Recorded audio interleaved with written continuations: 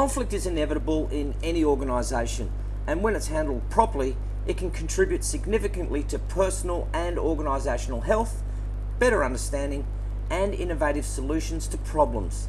But when it's handled poorly, it will lead to hurt feelings, damaged relationships, and low staff morale. And managers must be able to minimise the hostility between themselves and their staff members. And the best way to manage some of this harmful conflict is to try to prevent it from ever arising. I've got 3 suggestions here in this regard. Look, we know that communication is crucial in any organisation, and a lot of conflict is caused through people not listening to or even understanding each other. These misunderstandings can result in accusations, blame, and personal attacks. And you've even heard me say in the past, people seem to go to bed with this, BED, blame, excuses, and denial. And I sometimes think at times there is no real conflict, just simply misinterpretations.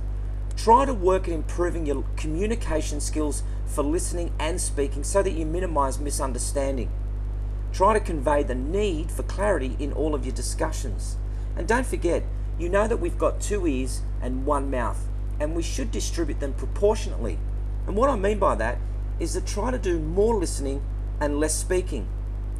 Don't let the other people push your get angry buttons. We've all got these little buttons. I'm not too sure where they're located, but I think it's anywhere between our chest and our belly buttons. And there are times when a show of anger may serve you well, but then again, there are times when it is smarter to keep you cool. Before overreacting to anything, try to take a breath, count to 10, and check out the facts. You may have heard me say also in my previous seminar, TBS, think, breathe, speak. Perhaps you have misunderstood, or perhaps you've just misheard. Look, we know skirmishes can readily develop into huge battles. Finally, if a conflict situation between you and a member of staff seems inevitable, tackle it immediately by discussing it with those involved. Never leave the scene or withdraw support or cooperation when the going gets tough. Such behaviour will not diffuse the core issue.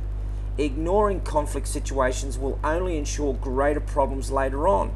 A technique that I use is I try to have each party restate the other's position to the other's satisfaction.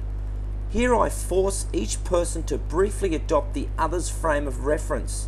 It's like an empathy skill, and the situation then becomes less emotional, with both parties doing more thinking and listening, and the more rational people become, the greater the opportunity for conflict resolution.